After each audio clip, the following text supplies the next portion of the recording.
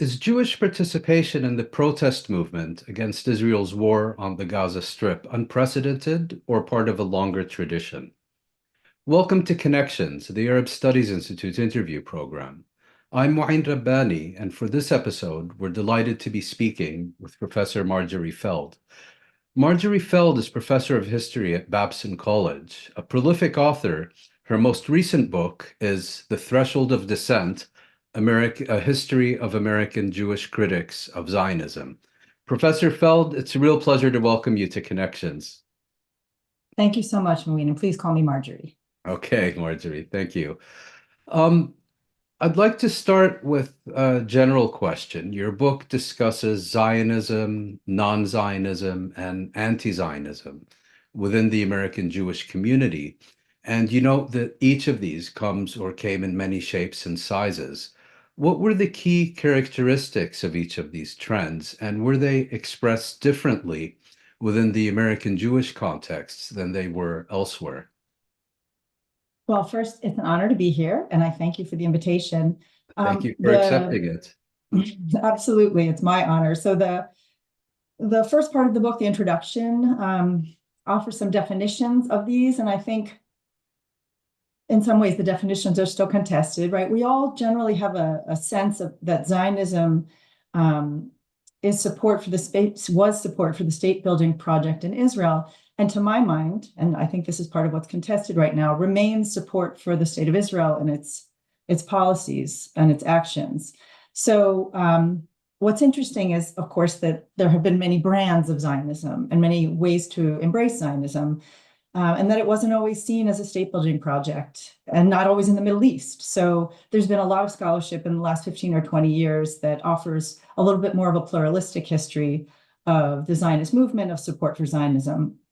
Non-Zionism generally has meant that you support the building of a person supports the building of a cultural center for Jewish people, but not necessarily nationalism or state building. And a lot of people don't know the American Jewish Committee, which is a pretty mainstream American Jewish organization founded in the early part of the 20th century. They endorsed non-Zionism through to 1967. And my colleague Jeff Levin has a great new book out about this.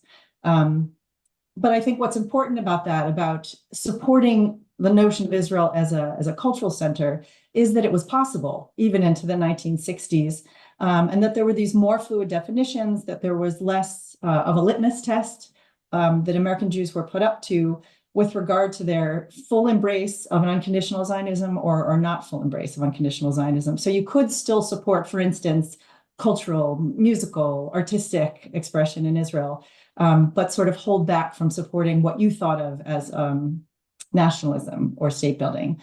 Anti-Zionism, I think, has had a more clear definition. It's long stood for the rejection of, the building up of a Jewish state in the Middle East. But what's interesting about anti-Zionism that the book tries to tease out is that beginning in the 1930s, anti-Zionism was equated with anti-Semitism within the American Jewish community. I mean, in the 1930s. So it's probably something that most people assume began in the 60s or 70s, but it had a far longer history. So you asked about the American Jewish context, which is a great question. And I'm an Americanist, a US historian by training. But I think what's important across all sort of national cultural contexts is that Zionism could factor into Jewish identity in complicated ways, and did indeed. For maybe the first half of the 20th century. It could be something to unify around, to make American Jews, now I'm talking about the US, sort of conspicuous and mobilize them, or it could pose a threat, as it did in the early part of the 20th century, right? Because relatively elite Jews were either striving or already had achieved elite status, and they thought that, in the xenophobic Jim Crow or early 20th century, they could be accused of loyalty to another country. And when you say elite Jews, are you referring to those who had already immigrated several generations earlier? Yes, that's a great question. Yes, indeed. So mostly German Jews, although there's a lot of discussion about where exactly some of these immigrants originated from a few generations before. Many of them own stores or have accessed pretty good access, comfortable access to capital. So I've been on a couple Zooms, even within my own synagogue, where older, elders in the community remember members of this organization, the American Council for Judaism, this anti-Zionist organization, and they say they had the nicest synagogues and they had the nicest cars. So it's kind of an anecdotal reinforcement of this idea that they were pretty elite Jews who really wanted to maintain their status and felt vulnerable to accusations or potential accusations of dual loyalty. And to what extent were non-Zionism and anti-Zionism within the American Jewish community the result of factors specific to the American Jewish experience, such as Zionism, as you just mentioned, being seen as a threat to assimilation by a community which at the time had a very high proportion of recent immigrants? And to what extent were these trends motivated by specific opposition to either the Zionist agenda in Palestine or more universal political agendas that were applied to Zionism, just as they would be applied to anything else? Yeah, another great question. So the first chapter sort of takes this journey with some of the rabbis from the American Council for Judaism, because it was founded by rabbis in the Reform movement, which again was a relatively elite movement, not entirely, several generations removed from immigration and, in comfortable situations, but always feeling vulnerable to anti-Semitism and xenophobia. And so I really try in that chapter not to take it as an either or, because I think that the way I charted and the way it played out for two of the rabbis specifically, and probably for more, Elmer Berger, who was one of the leaders of the American Council for Judaism, and Morris Lazaron, Rabbi Morris Lazaron, they, I think, began in that cohort who did indeed, as you say, they saw it a threat to assimilation, a threat to their status, and a very real threat. Accusations of dual loyalty have long been a sort of canard, an anti-Semitic accusation that works pretty well. So if I can just interrupt, Sure. if I recall correctly, Elmer Berger often expressed his opposition to Zionism in religious terms. It was fundamentally a political opposition rather than a religious standpoint. Would that be correct? I think it's both. I mean, I think that a lot of the Reform rabbis feel that Zionism poses a threat to assimilation, but also poses a threat to Judaism as they see it, which is, we are unified by religion. And I mean, they go hand in hand, but he wants to look at the prophetic Judaism and less so as a political peoplehood. But that's what I was just about to say. You anticipated what I was about to say, which is that Lazaron and Berger really take a journey. Berger goes to Palestine in the 50s and, Israel, and learns about Palestine before 48. Then he and also Lazaron go there and they see the way Palestinian refugees, as they were called, or Arab refugees at that time, are living. And they come to really that exposure to the situation and to the knowledge, which is denied so many American Jews through to today, really gives them a much more political edge to their anti-Zionism, to their rejection of Jewish nationalism, and to their rejection of so much of American Jewish money going toward the military project in Israel. So I think that they began, at least in a cohort of people who were more defined by the assimilation question, and moved into a broader opposition based on universal political agendas, as you said. Mm-hmm. And I think after the Holocaust, and especially the civil rights, the Arab American rights movements, so-called third world movements of the 50s, 60s, and 70s, those American Jews and others who have exposure to these kinds of lessons about what Israel is doing in the Middle East, what Israel is, how they are treating the policies toward Palestinians as we know them now, these are the folks who have these more universal agendas and try to speak out within the American Jewish community very unsuccessfully, right? Because the threshold of dissent is so low. And would it be fair to say that prior to the establishment of Israel, or up to its first decade, many of the most prominent figures in the non-Zionist and anti-Zionist movement among American Jews tended to be religious figures, if you will, like rabbis, but then that changed over time and their leaders became, let's say, more secular political figures? Not sure if you could make that sort of a statement. I think for sure in the Reform movement, in the early part of the century, you have that's an entirely Reform rabbi organization. It's comprised of Reform rabbis, but even within the leadership, there are some magnates, who have not particularly religious outlooks or affiliation, but can consider themselves part of the community. And what's important about what you're asking is that 201, all the Jewish critics of Zionism that I talk about in my book care deeply about American Jewish life, communal life. Yeah. The Holocaust, the 1967 June War, the 1987 Palestinian Uprising, and more recently, Israel's war on the Gaza Strip are seen as milestones in the relationship of the American Jewish community to Zionism and Israel. Did your research identify specific historical junctures in this respect? And if so, what was their primary impact?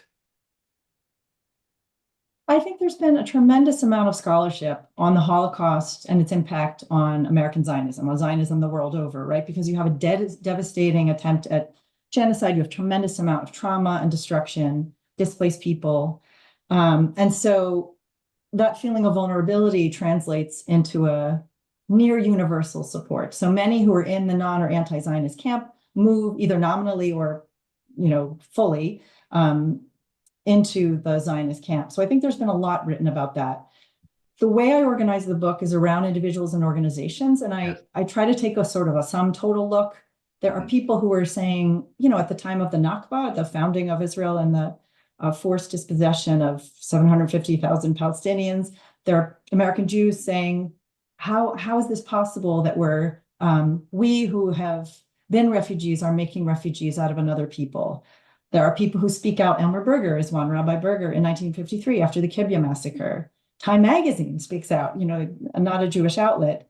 There are people speaking out after the occupation in 67. But I guess if I had to pick a pivot point for the book and for what I hear from the people I interview and read about, I would talk about the liberation movements of the 60s and 70s, and maybe especially the anti-war movement, because I think there's so many young people. The movement against the Vietnam War within the United States. Yeah. Exactly. Yes. Thank you. I think there's so much education happening of young people, including American Jews, young American Jews who are middle class and have access to higher education, college and university educations, that they are learning about oppression and colonialism, and they embedded in those lessons are strong criticisms of Israel. So I think some of the stories that I tell, the individuals first were exposed, not in their synagogues, right? Because that information about Palestine and Palestinians is denied them, but in the anti-war movement, in the civil rights movement, for some, even in the feminist movement, when they go to global feminist conferences, they're exposed for the first time to some of the history of Palestine, and then try to bring it back to American Jewish communal life without much success. So it was, let's say, their more general activism that led them to further explore Israel and Palestine and began to take a position on that issue that was similar to positions they took on those issues with which they first became involved, like the anti-war movement, rather than, let's say, a specific interest in this issue because of their Jewish identity. Would that be a fair description? Yeah, I think so. Again, there's sort of the conventional narrative. And my second book is about American Jews and the anti-South African apartheid movement. And I really hit it head on in that book, because I was trying to think about all the American Jews that I know who are now in their, let's say, 50s and 60s, late 50s, 60s, who were a part of the anti-apartheid movement and couldn't find a place in American Jewish life for their anti-apartheid activism. So I think, yes, they maybe went into college or whatever stage of their life, whatever part of their lives they were in at that moment, and wanted to embrace civil rights, anti-war, and whether or not they had intended to find out more truths about more accurate tellings of Israel's history, that's what they encountered. And the conventional narrative is such that these Jews, if they felt a very strong pull toward Zionism and American Zionism, if Israel was really an important part of who they were quote unquote forced to choose. So a lot of American Jewish young people felt they couldn't be a part of an anti-war movement or a feminist movement or a civil rights movement, Black Power movement, that was critical of Israel because it ran against everything that was dear to them and really ran against their own sense of safety and vulnerability. So, but I think the story that isn't often told is that there were some American Jews who heard these lessons, sort of ingested them, right? And then wanted to teach about them, whether within American Jewish life or not. And there's, I mean, that's I think a crucial untold story that you very much focus on in your book. But there's also the flip side of that, the so-called progressive accept Palestine, and this has to do with people who do have genuine, bless you, who do have genuine commitments to all kinds of progressive causes, but either have a blind spot on Palestine or don't really see the contradiction because we're talking about an era where Israel was able to quite successfully market itself as a liberal, progressive, you know, the kibbutz and so on. And so there was much less of a, let's say, cognitive dissonance or contradiction involved. Did you encounter that as well in your research? Oh, absolutely. I mean, I think you went to Tufts. Am I right that you went to Correct. Tufts? Yes. Okay, so in 70, there's a story in the book about Marty Blatt, who is now a professor. At the time, he had just graduated from Tufts. But he's in the anti-war movement at Tufts in the early 70s. I think he got there in 1970. And he teaches this class and he decides about called Zionism Reconsidered. And there's just an explosive response. And the students in the class really liked it. Jewish and non-Jewish, Zionist and non-Zionist.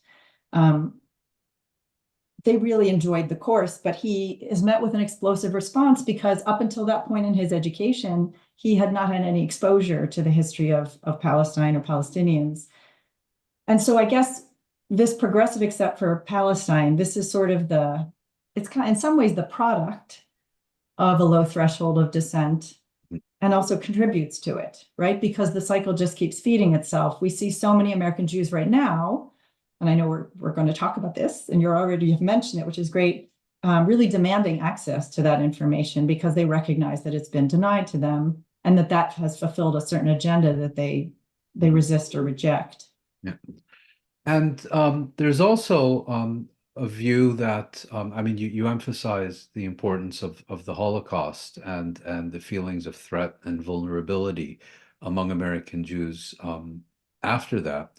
But it's also been suggested that until 1967, many American Jews had a kind of arm's length relationship with Israel, and that it was really only after Israel proved itself as a power to be reckoned with and received, let's say, the full-throated endorsement of the American political establishment that American Jews felt much more comfortable openly identifying with and supporting Israel. Yes, I think that the Cold War alliance between the US and Israel is really central to the story.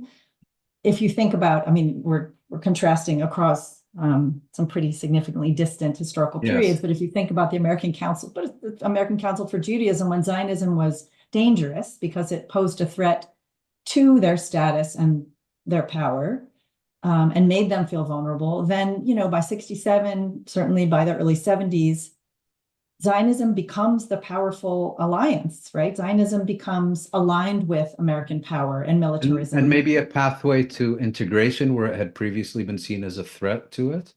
Absolutely. I mean, if I think about, you know, my own parents, baby boomers, right, born in the 40s, still feeling, you know, they're born during the Holocaust. They're very much, they were keyed into this idea that only among Jews are they truly safe. And so you have this sense that even as they're moving into the suburbs, which we did, and many families did, not all, but many American Jewish families, you know, became part of the white elites who were built on this infrastructure of really white supremacist ideas of who has access to higher education and mortgages and highways and cars. There's still that really powerful feeling of vulnerability and a lack of safety that motivates them to fall in behind unqualified support for Israel. So that carries for them into the 70s, which is why there was such an explosive response to Marty Blatt's course in 1973, and why the threshold for dissent was so low even into the 80s and 90s. Mhm. one could argue still today. Yes, and we'll indeed get to that in a moment. But I'd now like to raise another key issue that you address in your book, namely that the American Jewish establishment has consistently presented the American Jewish community as united behind Israel and sought to marginalize those who dissent from this agenda. What impact has these efforts to, in your words, and as you've already mentioned several times, lower the threshold of dissent had? And what impact has it had on both the community itself and on the political choices of the establishment? Profound impact. Just to go back to the American Council for Judaism for a second, when I was asked by a Jewish organization, sort of what lessons could young American Jews find in the early 20th century American Council for Judaism, kind of stuffy, almost all men, pretty elite, and almost all rabbis, although not entirely. I said, well, even in that part of the century, even with whatever their motivations were back then, they were sending, in the early 50s, they were sending forms to news outlets, and they said, you're presenting an incredibly biased, one-sided view of Israel's history and of Zionism. Check here if you're willing to let us talk on the radio or put an article in your newspaper. They were really obsessed for a while with how American Jewish institutions were educating Jewish young people and how saturated those schools were with Zionism and Israel's one-sided history. So I do think there are lessons to glean from these past organizations and individuals, whatever their agendas were at any given moment. And then we can look and say, like, well, obviously, you don't want to make counterfactuals, but had there been more space for a wider conversation about Israel and Palestine, I think the impact would have been far less profound. So, but you asked about the impact. So, the alliance with Israel, Israel's alliance with apartheid South Africa, fighting against Algerian independence. I think there's been a real shift toward conservatism within American Zionism, because its allies have been found increasingly in sort of conservative circles. So evangelicals under President Reagan in the 1980s, that was a big sort of fault line, an important pivot, giving their unqualified support and still giving unqualified support. So what are some of the impacts for the American Jewish world, American Jewish communal life? I think we've seen resources strained because so much of the money has gone toward Israel and specifically to military endeavors in Israel. And again, a lot of American Jewish non- and anti-Zionists have really made a plea to fund more thriving American Jewish cultural institutions. So the deprivation of American Jewish cultural institutions, more conservative agenda in American Jewish life, it certainly has unified some American Jews, most American Jews, because the percentage of non- and anti-Zionists we're talking about and that I talk about in my book is always a small percentage. But because the American Jewish community lowered that threshold, it was really kind of like talking into an echo chamber. And there are a lot of really great Reform rabbis or prescient or insightful Reform rabbis in the 1980s who are saying, gosh, it seems like we're putting every organization up to this test of whether or not they use the word kosher, which means appropriately, religiously, the food is made according to Jewish strictures.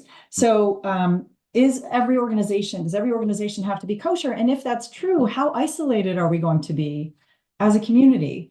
So you asked about the impact. I think it has led to a perception of unity, but I think that American Jewish life has really been deprived of a lot of growth and resources, and also, frankly, has lost a lot of people along the way who felt there was no room for them, given that they were more critical of Israel and more wedded to Palestinian rights than the American Jewish community would allow. I've noticed that in both the earlier part of the discussion where we're talking about the pre-war era, and now most recently when you were discussing the 1980s, you've repeatedly spoken about Reform rabbis. Is there a particular reason here? I mean, many people often think that at least until recently it was the ultra-Orthodox who were kind of a Mm. mainstay of non-Zionism and anti-Zionism because they viewed the establishment of a Jewish state by human agency as being blasphemous. But in your book, and I suspect this reflects the specific American context, there's much more emphasis on Reform Judaism. Yeah, it's a great question. I mean, you definitely see the presence of Neturei Karta specifically, which is an ultra-Orthodox Jewish sect, at a lot of these rallies. Contemporary rallies about the war in Gaza. I think that the reform movement was a very elite movement in the early part of the 20th century, or the turn of the 20th century, so that sort of explains it. I'm not sure I would draw a straight line, because I think in the 80s, there just happened to be a couple leaders who were forward-thinking, and it was seen, I guess in the 80s when I was really young, it was seen as the most liberal of the denominations. I see. But then closely, it's kind of eclipsed in the American Jewish sense of which denomination is probably the most liberal or left. I think becomes by the 90s the Reconstructionist movement, which is actually where I locate myself today. So as an American Jew, so I'm not sure it's a straight line, but it is interesting that there's so many Reform rabbis making these really interesting and compelling observations. And for the final part of our discussion, I'd like to fast forward to the present. Jewish activists appear to be disproportionately represented in the ongoing protests against Israel's war in the Gaza Strip.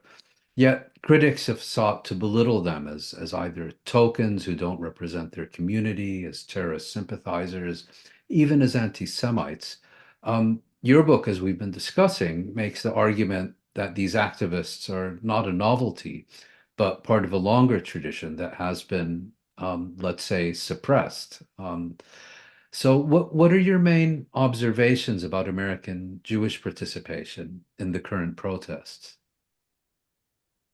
Well, I think I should say, if I haven't, that I started writing this book 7 years ago, and I never could have anticipated its release during such a tragic time. And I would also say that the book and other new works that are coming out right now, they alert us to the fact that this is an old playbook in the American Jewish world, right? Calling American Jews who are brave enough to express dissent from the so-called Zionist consensus is an old tool that dates back we're almost 100 years into this playbook, into these tactics. And of course, they draw from an old playbook insofar as we think about American authorities' relationship and response to civil rights and anti-apartheid and other anti-war protesters. So I guess what I would foreground that this is, as you said, this is yet only the most recent chapter. But something that I've been struck by really recently, because I'm reading a book on the American Jewish movement to allow Soviet Jews to leave Israel. So it's a real mobilization when I was young in the 70s and 80s around Soviet Jewry. And they had what they called freedom seders. So the holiday of Passover is a spring holiday in Jewish tradition. And on the first night, the holiday begins in the evening, you have what's called a seder, which is a meal about liberation and the exodus from Egypt. And it's so fascinating. You have freedom seders. I mean, Rabbi Arthur Waskow was a pretty famous guy, had one for civil rights. Then there have been freedom seders for feminism, for gay rights, for Soviet Jewry, against apartheid. And there were seders going on in these encampments.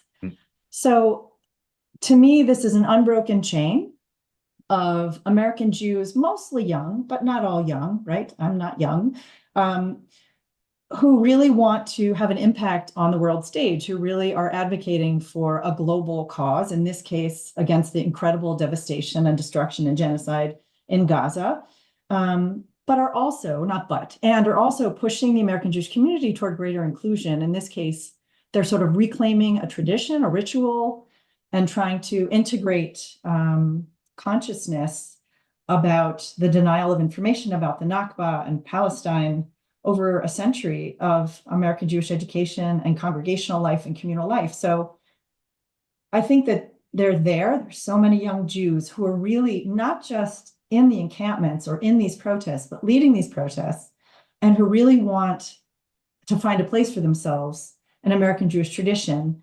I don't know if you saw, I just found it yesterday, the Pew Research, they released some data in April. And young people, not just Jews in this country, are really the tipping point.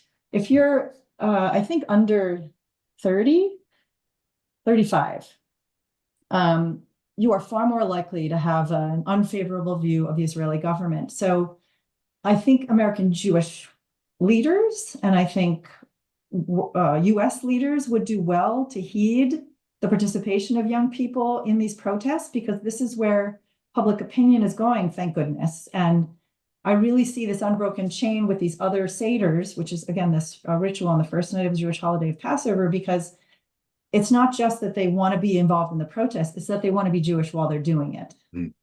And if I compare what you just said to our earlier discussion, let's say about their parents during the late 1960s and early 1970s, there seems to be a fundamental difference between people who became engaged with different progressive causes, and that led them to explore and form commitments around Israel and the Palestinians, versus this new generation that is doing it almost in reverse. In other words, that their first significant involvement is directly on the issue of Palestine and the current Israeli war on the Gaza Strip.